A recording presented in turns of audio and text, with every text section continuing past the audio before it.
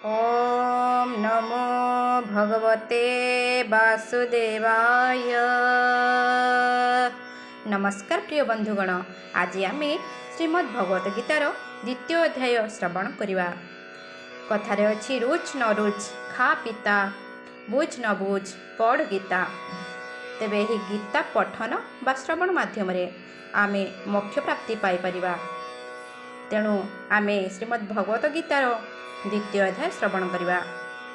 जेतेबेले युद्ध क्षेत्र छाड़ी अर्जुन पलैबा पाई बसिथिले, सेतेबेले श्रीकृष्ण अर्जुन को कौन कहिथिले एही द्वितीय अध्याय माध्यम आमे जानी परिबा। तेबे आसंतु द्वितीय अध्याय श्रवण करिबा। ओम हे पार्थ युद्ध स्वर्ग द्वार, कपाट खोले क्षत्रियर। जे क्षत्रि भाग्यवान होई, एपरी युद्ध से लभई।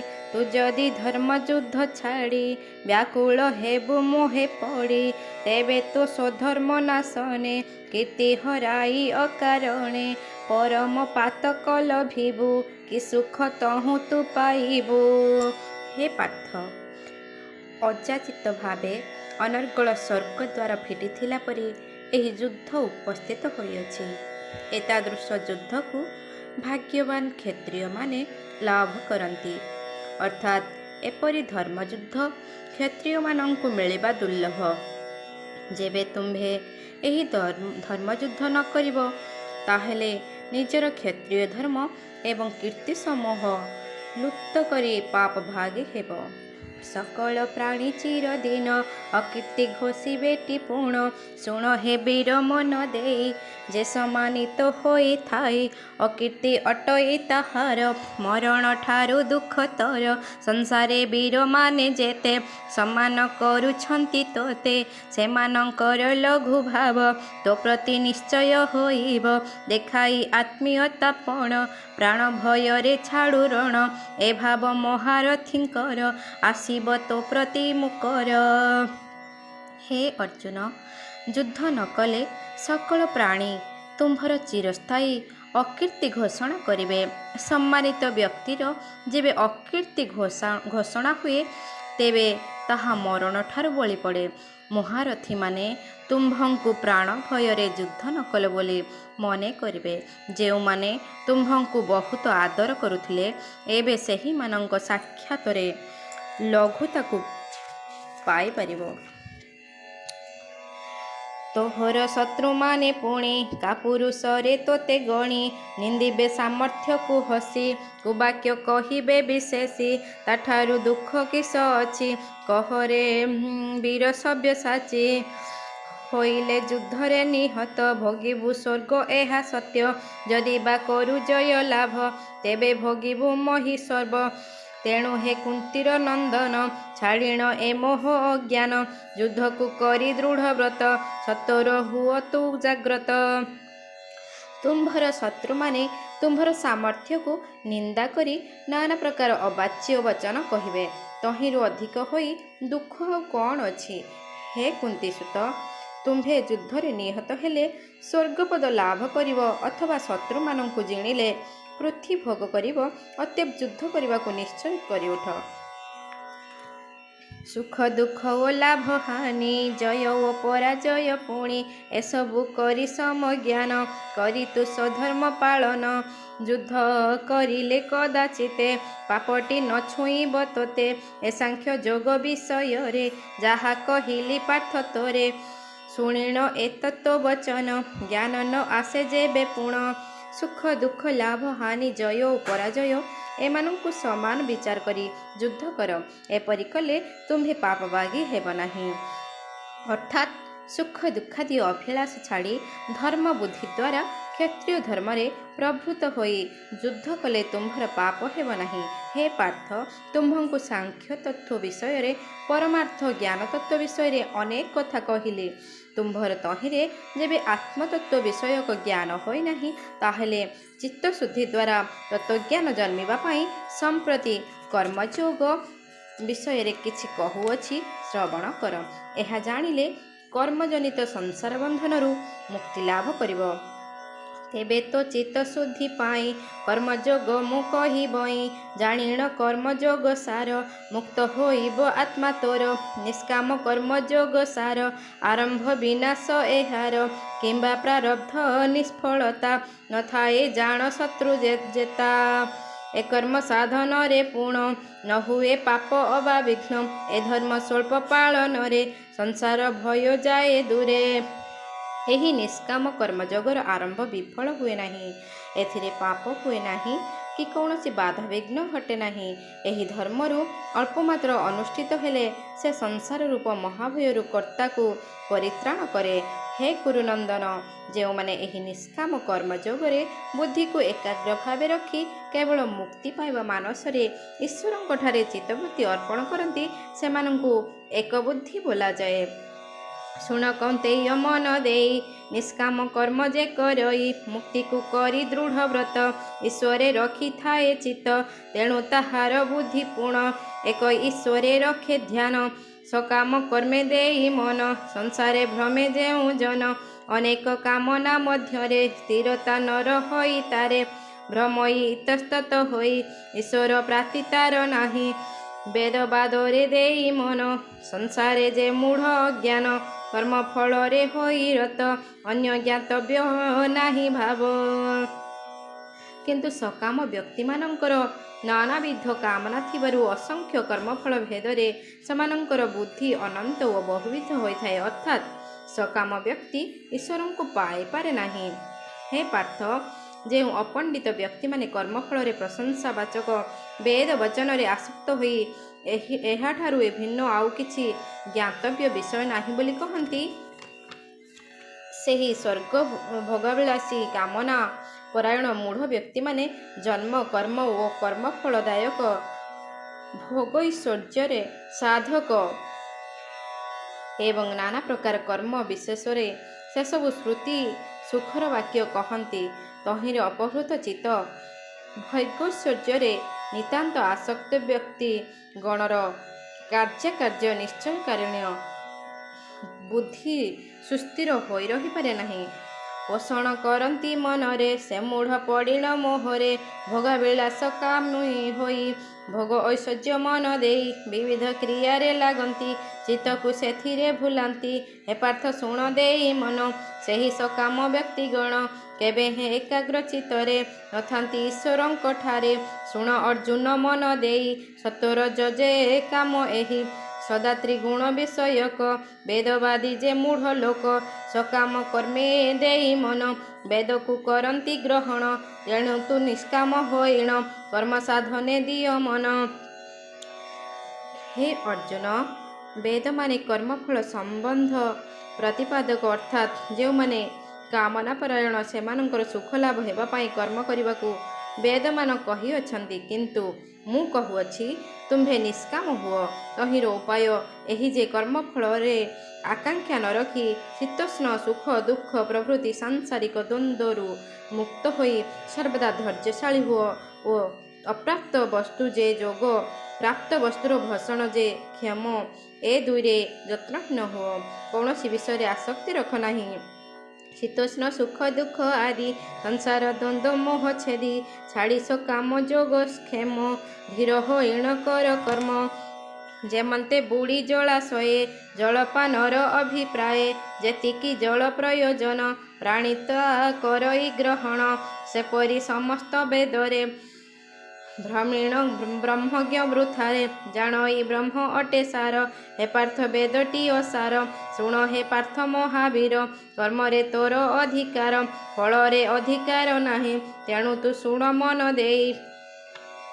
ସବୁଆଡ଼େ ଜଳପୂର୍ଣ୍ଣ ହୋଇଗଲେ ଉଦ୍ଯାପନ ଯେ ସାମାନ୍ୟ ଜଳାଶୟ କୂପ ପ୍ରଭୃତି ତହିଁରେ ଯେତିକି ମାତ୍ର ସ୍ନାନ ପାନାଦିର ପ୍ରୟୋଜନ ରହେ ସ୍ଥିରଚିତ୍ତ ବ୍ରହ୍ମନିଷ୍ଠ ବ୍ୟକ୍ତିର ସମସ୍ତ ବେଦରେ ସେତିକି ମାତ୍ର ପ୍ରୟୋଜନ ରହିଥାଏ ଅର୍ଥାତ୍ ବ୍ରହ୍ମନିଷ୍ଠ ବ୍ୟକ୍ତିର ବେଦୋକ୍ତ ଫଳ ଅନାୟାସରେ ଲାଭ ହୁଏ। ତୁମ୍ଭର କେବଳ କର୍ମ କରିବା ପାଇଁ ଅଧିକାର ଅଛି, କର୍ମଫଳରେ କଦାପି ଅଧିକାର ନାହିଁ। କର୍ମଫଳ ତୁମ୍ଭର କାର୍ଯ୍ୟରେ ପ୍ରବୃତ୍ତି ଆଣିଲେ ମଧ୍ୟ ତୁମ୍ଭେ ନିଷ୍କାମ ଧର୍ମକୁ ଆଶ୍ରୟ କରି କର୍ମଫଳରେ ଆଶା ନ ରଖି କର୍ମରେ ପ୍ରବୃତ୍ତ ହୁଅ। ଫଳରେ ଶାନ୍ତି ଲାଭ କରିବ।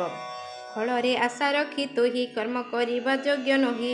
ଫଳ ଆଶାରେ ଅକର୍ମରେ ଆସକ୍ତି ନ ରଖି ମନରେ ନିଷ୍କାମ କର୍ମରେ ପ୍ରବୃତ୍ତ ହୁଅ ତୁ ସଦା ପାଣ୍ଡୁ ସୁତ। ଆସକ୍ତି ଛାଡ଼ିଣ ମନରୁ ସିଦ୍ଧି ଓ ଅସିଦ୍ଧି ଭାବରୁ ଦୂରରେ ରଖିଣ ମନକୁ। ଭଜ ତୁ ନିଷ୍କାମ କର୍ମକୁ ନିଷ୍କାମ କର୍ମଠାରୁ ଜାଣ ସକାମ କର୍ମ ଦୂରେ ପୁଣ। ହେ ଧନଞ୍ଜୟ, ତୁମ୍ଭେ ଫଳାକାଂକ୍ଷୀ ନ ହୋଇ ନିଷ୍କାମ ଭାବେ ରହି କର୍ମର ସିଦ୍ଧି ବା ଅସିଦ୍ଧିରେ ସମାନ ଜ୍ଞାନ ରଖି ଅର୍ଥାତ୍ ହାନି ଓ ଲାଭରେ ହର୍ଷ ବିଷାଦ ଶୂନ୍ୟ ହୋଇ କେବଳ ଈଶ୍ୱରାର୍ପଣ ଇଚ୍ଛାରେ କର୍ମ କର। ସେହି ସମଜ୍ଞାନକୁ ଯୋଗ ବୋଲନ୍ତି। ହେ ଧନଞ୍ଜୟ, ନିଷ୍କାମ କର୍ମଠାରୁ କାମ୍ୟ କର୍ମ ଊଣା। ଏହି କାରଣରୁ ତୁମ୍ଭେ ସର୍ବଦା ଈଶ୍ୱରଙ୍କଠାରେ ମନ ସଂଯୋଗ କରି ନିଷ୍କାମ କର୍ମ କର। କାମ୍ୟ କର୍ମ ଅତିଶୟ ନିକୃଷ୍ଟ ଅଟେ। ଫଳ କାମନା କରିବା ବ୍ୟକ୍ତିମାନେ କୃପଣ ଅର୍ଥାତ୍ ଘୃଣାର ପାତ୍ର ଅଟନ୍ତି। ତେଣୁ ନିକୃଷ୍ଟ କାମ୍ୟ କର୍ମ ହୁଅଇ ନିନ୍ଦାର କାରଣ। ଏହାକୁ ସଦା ମନେ ଜାଣି ନିଷ୍କାମ କର୍ମରେ ଫାଲ୍ଗୁନି ପ୍ରବୃତ୍ତ ହୁଅ ନିରନ୍ତର। ସକାମ କର୍ମ କୃପଣର ବୁଦ୍ଧିଯୁକ୍ତ ଯେ ଜ୍ଞାନୀ ଜନ ପାପ ଓ ପୁଣ୍ୟ ଭାବମାନ ନ ରଖେ ଏହା ଜାଣି ତୁହି କର୍ମଯୋଗରେ ମନ ଦେଇ କର ତୋ କର୍ତ୍ତବ୍ୟ ପାଳନ ନିଷ୍କାମ କର୍ମଯୋଗ ଜାଣ। ବୁଦ୍ଧିଯୁକ୍ତ ବ୍ୟକ୍ତି ଯେ ଜ୍ଞାନ ଯୋଗୀ ସେ ଏହି ଲୋକରେ ସୁକୃତ ଦୁଷ୍କୃତ ଦୁହିଁଙ୍କୁ ତ୍ୟାଗ କରେ। ଅତଏବ ତୁମ୍ଭେ କର୍ମଯୋଗ କରିବାକୁ ତତ୍ପର ହୁଅ। ନିଷ୍କାମ କର୍ମାନୁଷ୍ଠାନ ଚାତୁରୀକୁ ଯୋଗ ବୋଲାଯାଏ। ହାନି ଲାଭ ପାପ ଓ ପୁଣ୍ୟ ତ୍ୟାଗ କରି କେବଳ ସମବୁଦ୍ଧିରେ କର୍ମ କରୁଥିବା ଜ୍ଞାନୀମାନେ ଜନ୍ମବନ୍ଧନରୁ ମୁକ୍ତ ହୋଇ ସର୍ବୋପଦ୍ର ରହିତ ମୋକ୍ଷ ପଦକୁ ପ୍ରାପ୍ତ ହୁଅନ୍ତି। ଛାଡ଼ିଣ ହାନି ଲାଭ ଭାବ ପାପ ଓ ପୁଣ୍ୟ ମନୋଭାବ ବୁଦ୍ଧିଯୁକ୍ତ ଯେ ଜ୍ଞାନୀ ଜନ ନିଷ୍କାମ କର୍ମେ ରଖି ମନ ଜନ୍ମବନ୍ଧରୁ ହୋଇ ମୁକ୍ତ ମୋକ୍ଷକୁ ଲଭଇ ଯୁକତ। ଶୁଣ ଅର୍ଜୁନ ଜ୍ଞାନ ସାର ଯେଉଁ କାଳରେ ବୁଦ୍ଧି ତୋର ମୋହ ଦୁର୍ଗକୁ ହୋଇ ପାର ଲଭିବ ଜ୍ଞାନର ସମ୍ଭାର। ତେବେ ତୋ ମନରୁ ଆସକ୍ତି ଲିଭିବ ପାଇବୁ ମୁକ୍ତି। ଶ୍ରୋତବ୍ୟ ଶ୍ରୁତରୁ ନିବୃତ୍ତ ହୋଇ ତୁ ଭଜିବୁ ଶାଶ୍ୱତ। ଏହିପରି ଈଶ୍ୱରାରାଧନା କରୁ କରୁ ଯେଉଁ କାଳରେ ତୁମ୍ଭର ବୁଦ୍ଧି ଦେହାଭିମାନ ଲକ୍ଷଣଯୁକ୍ତ ମୋହମୟ ଗହନ ଦୁର୍ଗକୁ ବିଶେଷ ଭାବରେ ଅତିକ୍ରମ କରିଯିବ ସେହି କାଳରେ ଯାହା ଶୁଣିବାକୁ ଅଛି ବା ଯାହା ଶୁଣିଅଛ ସେଥିରେ ବିରକ୍ତି ଆସିବ। ଅର୍ଥାତ୍ ଆଧ୍ୟାତ୍ମିକ ଶାସ୍ତ୍ର ବ୍ୟତୀତ ଅନ୍ୟ କୌଣସି ଶାସ୍ତ୍ରରେ ତୁମ୍ଭର ମନ ଲାଗିବ ନାହିଁ। ଲୌକିକ ଓ ବୈଦିକ ପ୍ରଭୃତି ନାନାବିଧ ଶାସ୍ତ୍ରଚୋଦିତ ସକାମ କର୍ମ କରି ପ୍ରଶଂସାଦି ଶ୍ରବଣରେ ତରଙ୍ଗାୟିତ ବୁଦ୍ଧି ଯେତେବେଳେ ସାଂସାରିକ ସମସ୍ତ ବିଷୟ ତ୍ୟାଗ କରି କେବଳ ପରଂ ବ୍ରହ୍ମଙ୍କଠାରେ ନିଶ୍ଚଳ ଭାବେ ରହିବ ସେତେବେଳେ ତୁମ୍ଭେ ଯୋଗ ଫଳରେ ତତ୍ତ୍ୱଜ୍ଞାନକୁ ପାଇବ ଅର୍ଥାତ୍ ସମବୁଦ୍ଧି ରୂପ ଯୋଗ ପ୍ରାପ୍ତ ହେବ। ଅର୍ଜୁନ କହିଲେ, ହେ କେଶବ, ସମାଧିରେ ଅବସ୍ଥିତ ଜ୍ଞାତିପ୍ରଜ୍ଞ ବ୍ୟକ୍ତିର ଲକ୍ଷଣ କିପରି? ଅର୍ଜୁନ ବାଚ ତହୁଁ ଅର୍ଜୁନ ଯୋଡ଼ି କର କହନ୍ତି ଶୁଣ ଦାମୋଦର ସମାଧି ଅବସ୍ଥିତ ଧୀର ସ୍ଥିତ ପ୍ରଜ୍ଞ ଯେ ଅଟେ ନର କିସ ଯେ ତାହାର ଲକ୍ଷଣ କିପରି କଥା କହେ ପୁଣ କିପରି ରହେ କେହ୍ନେ ଚଳେ ସେ କଥା କୁହ ମୋତେ ହେଳେ। ସମାଧିରେ ଅବସ୍ଥିତ ସ୍ଥିତପ୍ରଜ୍ଞ ବ୍ୟକ୍ତିର ଲକ୍ଷଣ କିପରି? ସ୍ଥିର ବୁଦ୍ଧି ବ୍ୟକ୍ତି କିପରି କଥା କହେ, କି ପ୍ରକାରେ ରହେ ଏବଂ କିପରି ଚଳାଚଳ ହୁଏ? ଶ୍ରୀ ଭଗବାନ ବାଚ ଶୁଣ ଭକତ ଶିରୋମଣି ବାସନାହୀନ ଯେଉଁ ମୁନି ଛାଡ଼ିଣ କାମନା ସକଳ ଆତ୍ମାରେ ହୋଇଣ ନିଶ୍ଚଳ ପରମାନନ୍ଦ ଲାଭ କରେ ସ୍ଥିତ ପ୍ରଜ୍ଞ ଯେ ବୋଲି ତାରେ ଦୁଃଖରେ ଅଧୀର ନୁହଇ ସୁଖରେ ନିସ୍ପୃହର ହୋଇ। ଭଗବାନ କହିଲେ, ହେ ପାର୍ଥ, ମୁନି ଯେତେବେଳେ ମନସ୍ଥିତ ସମସ୍ତ କାମନାକୁ ଆଶା ତୃଷ୍ଣା ପ୍ରଭୃତି ସକଳ ବିଷୟାଭିଳାଷକୁ ପ୍ରକୃଷ୍ଟ ଭାବେ ପରିତ୍ୟାଗ କରି ନିଜର ପରମାନନ୍ଦ ରୂପ ଆତ୍ମାରେ ସନ୍ତୁଷ୍ଟ ରହେ, ସେତେବେଳେ ସେ ସ୍ଥିତପ୍ରଜ୍ଞ ପଦରେ ଅଭିହିତ ହୁଏ। ଯେ ଦୁଃଖରେ ବିଚଳିତ ହୁଏ ନାହିଁ କି ସୁଖରେ ସ୍ପୃହା ରଖେ ନାହିଁ, ପୁଣି ରାଗ ଭୟ ଓ କ୍ରୋଧ ଏମାନଙ୍କୁ ତ୍ୟାଗ କରିଥାଏ, ସେ ମୁନି ସ୍ଥିତଧୀ ବୋଲି କଥିତ ହୁଏ। ଛାଡ଼ିଣ ରାଗ ଭୟ କ୍ରୋଧ ସୁଖ ଦୁଃଖରେ ସମବୋଧ, ରଖଇ ଯେଉଁ ମୁନି ଜନ ତାକୁ ସ୍ଥିତଧୀ ବୋଲି ଜାଣ। ସଂସାର ବନ୍ଧନ ମଧ୍ୟରେ ଆସକ୍ତି ନ ରଖି ମନରେ, ଶୁଭାଶୁଭରେ ନିର୍ବିକାର ଆନନ୍ଦ ଦ୍ୱେଷରୁ ବାହାର ହୋଇ ଯେ ସଦା ରହିଥାଇ, ସ୍ଥିତପ୍ରଜ୍ଞଟି ତାକୁ କହି କଚ୍ଛପ ଭାବରେ ଯେପରି ଅଙ୍ଗକୁ ସଙ୍କୁଚିତ କରି। ଯେଉଁ ବ୍ୟକ୍ତି ପ୍ରତ୍ୟେକ ବିଷୟରେ ଏମନ୍ତ କି ପୁତ୍ର ମିତ୍ର ପ୍ରଭୃତିରେ ମଧ୍ୟ ସ୍ନେହଶୂନ୍ୟ ହୋଇ ରହେ, କୌଣସି ପ୍ରକାର ମମତା ଦେଖାଏ ନାହିଁ, ପୁଣି ଶୁଭ କଥାକୁ ପାଇଲେ ଆନନ୍ଦ ହୋଇ ପ୍ରଶଂସା କରେ ନାହିଁ କି ଅଶୁଭ କଥାକୁ ପାଇଲେ ଦ୍ୱେଷ ବହି ନିନ୍ଦା କରେ ନାହିଁ, କେବଳ ଉଦାସୀନ ଭାବେ ରହିଥାଏ, ସେ ବ୍ୟକ୍ତିର ବୁଦ୍ଧିକୁ ସ୍ଥିର ବୋଲି ଜାଣିବ।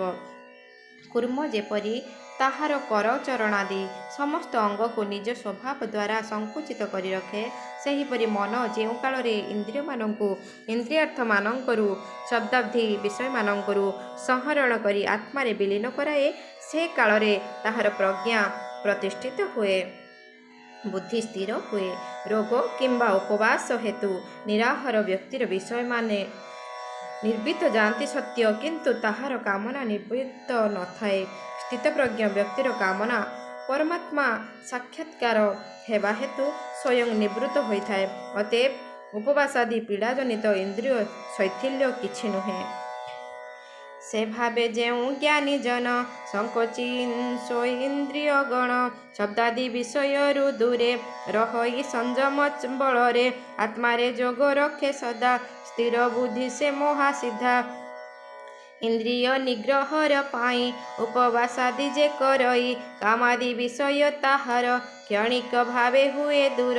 ଯେ ସ୍ଥିତପ୍ରଜ୍ଞ ସିଦ୍ଧ ନର, ତାହାର ଇନ୍ଦ୍ରିୟ ସକଳ ସ୍ୱୟଂ ନିବୃତ୍ତ ଥାଏ ହୋଇ, ତା ମନ ବିଷୟେ ନ ଥାଇ।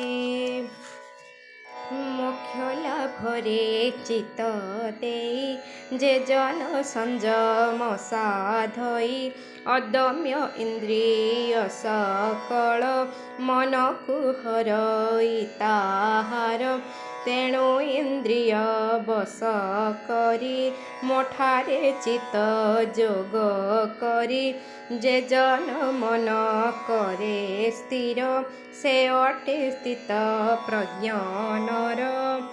ଇନ୍ଦ୍ରିୟ ସଂଯମ କଲେ ସ୍ଥିତପ୍ରଜ୍ଞତା ସମ୍ଭବି ନପାରେ। ଏଥିପାଇଁ କହୁଛନ୍ତି, ହେ କୌନ୍ତେୟ, ମୋକ୍ଷ ନିମିତ୍ତ ଯତ୍ନ କରୁଥିବା ପଣ୍ଡିତ ବ୍ୟକ୍ତିର ମନକୁ ଦୁଷ୍ଟ ଇନ୍ଦ୍ରିୟମାନେ ବଳପୂର୍ବକ ନିଶ୍ଚୟ ହରଣ କରି ନିଅନ୍ତି। ଏଣୁ ସାଧକର ଏ ବିଷୟରେ ବିଶେଷ ଭାବେ ଯତ୍ନ କରିବା କର୍ତ୍ତବ୍ୟ ଅଟେ। ଯୋଗୀ ପୂର୍ବୋକ୍ତ ସେହି ସମସ୍ତ ଇନ୍ଦ୍ରିୟଙ୍କୁ ସମ୍ୟକ୍ ପ୍ରକାରେ ସଂଯମ କରି ଦମନ କରି ମୋଠାରେ ଭକ୍ତି ଭାବେ ରହିବ। ଯେହେତୁ ଇନ୍ଦ୍ରିୟଗଣ ଯାହାର ବଶ ହୋଇ ରହିଥାନ୍ତି, ତାହାର ପ୍ରଜ୍ଞା ଯେ ବୁଦ୍ଧି ସେ ପ୍ରତିଷ୍ଠିତ ସୁସ୍ଥିର ଅଟେ, ଅର୍ଥାତ୍ ସେହି ବ୍ୟକ୍ତିକୁ ସ୍ଥିର ବୁଦ୍ଧି ବୋଲାଯାଏ। ସଦା ଯେ ବିଷୟକୁ ଧ୍ୟାଇ ଆସକ୍ତି ତା ମନେ ଜନ୍ମଇ, ଆସକ୍ତି ହେତୁ କାମଜାତ, କାମରୁ କ୍ରୋଧ ଯେ ନିୟତ, କ୍ରୋଧରୁ ମୋହ ସୃଷ୍ଟି ହୁଏ, ମୋହରୁ ସ୍ମୃତି ନାଶ ଯାଏ, ସ୍ମୃତି ନାଶରୁ ବୁଦ୍ଧି ନାଶ, ବୁଦ୍ଧି ନାଶରୁ ଯେ ବିନାଶ। ଇନ୍ଦ୍ରିୟମାନଙ୍କୁ ନିଜର ବଶୀଭୂତ କରି ରଖିବାକୁ ହେଲେ ପ୍ରଥମେ ବିଷୟ ଚିନ୍ତା ପରିତ୍ୟାଗ କରିବାକୁ ହେବ, କାରଣ ବିଷୟମାନଙ୍କୁ ଚିନ୍ତା କରୁଥିବା ପୁରୁଷର ସେହି ବିଷୟମାନଙ୍କରେ ଆସକ୍ତି ବଢ଼େ। ବିଷୟାସକ୍ତିରୁ ତଦ୍ବିଷୟକ ନାନାବିଧ କାମନା ଜନ୍ମେ। କାମନା ସିଦ୍ଧିରେ କୌଣସି ବ୍ୟାଘାତ ପଡ଼ିଲେ ତହିଁରୁ କ୍ରୋଧ ଜାତ ହୁଏ। କ୍ରୋଧରୁ ସମୋହ ଅର୍ଥାତ୍ ବିବେକହୀନତା ଆସେ। ସମୋହରୁ ସ୍ମୃତି ବିଭ୍ରମ, ସ୍ମୃତି ଭ୍ରଂଶରୁ ବୁଦ୍ଧିନାଶ ଏବଂ ବୁଦ୍ଧିନାଶରୁ ପ୍ରାଣୀ ମୃତ ପରି ହୋଇଯାଏ। जे राग द्वेषरु विमुक्त विषय बासना रहित संयत इंद्रिय को नहीं विषय भोग जे करई से जितेन्द्रिय चिदानंद लाभ करी न पाए मोद चित्तर प्रसन्नता पाई ताहार दुख दूर होई प्रशांत चेता से हुई निश्चल बुद्धि जेल भई जो व्यक्ति राग द्वेष विमुक्त अनुराग विराग शून्य होई निजर वशीकृत इंद्रिय मानक द्वारा विषय मानक उपभोग करे सही विजितात्मा व्यक्ति शांति लाभ करे चित्तर प्रसन्नता को पाए चित्तर प्रसन्नता फल जोगीर सकल प्रकार दुख विनाश हो जाए तेणु सही प्रशांत चित्त व्यक्तिर बुद्धि शीघ्र प्रतिष्ठित निश्चल होई रहे ଯାହାର सकल इंद्रिय आत्मारे न रखती लय इंद्रिय बस से नरर आत्मभावना हुए दूर आत्मभावना अभावरे शांति न थाए ता चित्तरे शांति विहीन होई सेही केबे हे सुख न लभई जे जन इंद्रिय बसरे रही विषय भोग करे शुण अर्जुन मन देई इंद्रिय परवश सेही जे लोकर इंद्रिय गण बशीभूत होई न थाए ताहार आत्मज्ञान रूपिणी बुद्धि नहीं तेणु तार आत्मभावना रूपक ध्यान असंभव हुए आत्मभावना न कले शांति मिले नहीं अशांत व्यक्तिर सुख बा केउठारे लाभ हेब अर्थात अजितात्मा लोक सर्वदा दुख भागी हुए निज निज इच्छा क्रमे विषय प्रवर्तित बा इंद्रिय गण मध्यरु गोटे काहाठारे जेबे मन अनुगत हुए तेबे अवशीकृत इंद्रिय गोटिक समुद्र जल मध्य प्रतिकूल पवन उन्मत्त नाविकर नौका को इतस्तत भ्रमण कराइला परी मन बा पुरुषर प्रज्ञा को हरण करे अर्थात विषय भोग आड़ को टाणी निए समुद्रे जैसने समीर नावकु करई अस्थिर से रूपे विषयीर बुद्धि अस्थिर हुई अवधि तेणु हे महाबाहु शुण जार दुष्टेन्द्रिय गण निर्विशेषरे थांति नित्य ताहार प्रज्ञा प्रतिष्ठित विषमायरे आवृत निरते विषयीर चित्त अतएव हे महाबाह अर्जुन जार इंद्रिय माने विषय मानकरू सकल प्रकार निवृत्त होइथांती से व्यक्तिर बुद्धि सुस्थिर अटे अर्थात से स्थिर प्रज्ञा पदरे अभिहित हुए अज्ञान अंधकार आवृत होइथिबा समस्त प्राणी पक्षरे जो आत्मबुद्धि रात्रि परी अप्रकाशित तहिरे संयमी जे जितेन्द्रिय से जागरूक थाए पुनश्च जो सब संसार विषय अजितेन्द्रिय प्राणी माने जाग्रत ज्ञानी पक्षे ताहा रात्रि परी अंधकारमय अर्थात ज्ञानी ज्ञानालोकरे संचरण करे विषयांध प्राणीगण मायामय संसार रे भ्रमु थांती आत्मज्ञान रे सुप्त थाए रात्रि रे प्राणी चित्त पाए मात्र जे संयमी अटही ताहार चित्त जान तोही आत्मज्ञान रे सुप्त नोही सदा जाग्रत थाए रही जे माया विषयीर चित्त विषय कराए जाग्रत संयमी जन जे माया रे आसक्त न हुई तिले रात्रि रे सुप्त जन परी मनता विषय को छाड़ी सुप्त भाव रे थाए रही शुण तु पार्थ मन देई समुद्र जेपरी स्वभावे नदी जल को धरे गर्भे समुद्र नाना नदी मानकर जल जोगे परिपूर्ण होई और निजर सीमा लंघन न करी निश्चल भावे थाए तहिरे जेपरी आहुरी जल समूह पशि लीन हो जाती सेपरी सकल कामना जो निर्विकार व्यक्ति ठारे प्रवेश करी विलीन हुए सही व्यक्ति शांति पाए किंतु भोग कामनाशील व्यक्ति शांति पाइबारे नहीं सीमा लंघन न करई सर्वदा निश्चल रही अनंत जलता गर्भरे लीन हुई किंचितरे से रूपे जेउ ज्ञानी मन सकल कामना रे जान विकारग्रस्त न हुई सर्वदा स्थिर रही थाई से व्यक्ति एही संसार रे शाश्वत शांति लाभ करे कामना बस कामी जन शांति को न लभई पूर्ण सकल काम अभिलाष तेजीण जे धीर पुरुष मोहमाया ओ अहंकार छाड़ीण थाए निर्विकार से सदा शांति को लभई एहा तु शुण मन देई ଯେଉଁ ପୁରୁଷ ସକଳ ପ୍ରକାର କାମାଭିଳାଷ ପରିତ୍ୟାଗ କରି କୌଣସି ଅପ୍ରାପ୍ତ ବସ୍ତୁରେ ଆକାଂକ୍ଷା ନ ରଖି ମାୟା ଓ ମମତା ଶୂନ୍ୟ ହୋଇ ସଂସାରରେ ବିଚରଣ କରେ ସେ ଶାନ୍ତି ଲାଭ କରେ ଅର୍ଥାତ୍ ମୋକ୍ଷ ପଦ ପ୍ରାପ୍ତ ହୁଏ। ହେ ପାର୍ଥ ଏହା ବ୍ରହ୍ମ ଜ୍ଞାନ ଏହାକୁ ଲଭଇ ଯେ ଜନ ସେ କେଭେ ମୋହଗ୍ରସ୍ତ ନୋହି ଭବବନ୍ଧନ ଛେଦି ସେହି ମରଣ କାଳେ ବ୍ରହ୍ମ ସ୍ମରି ନିର୍ବାଣ ଲଭିଯାଏ ତରି। ହେ ପାର୍ଥ ଏହି ଉପର୍ଯ୍ୟୁକ୍ତ ଅବସ୍ଥାକୁ ବ୍ରହ୍ମଜ୍ଞାନ ନିଷ୍ଠ ବୋଲାଯାଏ। ଯେ ଏହାକୁ ପ୍ରାପ୍ତ ହୁଏ ସେ ସଂସାର ମୋହରେ ପଡ଼େ ନାହିଁ। ପ୍ରାଣୀ ମରିବା କାଳରେ ମଧ୍ୟ କ୍ଷଣେ ମାତ୍ର ଏଥିରେ ରହିପାରିଲେ ବ୍ରହ୍ମରେ ଲୟ ପ୍ରାପ୍ତ ହୁଏ। ଇତି ଶ୍ରୀମନ୍ମହାଭାରତେ ଶତସାହସ୍ର୍ୟାଂ ସଂହିତାୟାଂ ବୟାସିକ୍ୟାଂ ଭୀଷ୍ମ ପର୍ବଣି ଶ୍ରୀମଦ୍ଭଗବତ ଗୀତାସୁପନିଷତ୍ସୁ ବ୍ରହ୍ମବିଦ୍ୟାୟାଂ ଯୋଗଶାସ୍ତ୍ରେ ଶ୍ରୀକୃଷ୍ଣାର୍ଜୁନ ସମ୍ବାଦେ ସାଂଖ୍ୟଯୋଗ ନାମ ଦ୍ୱିତୀୟୋଧ୍ୟାୟ।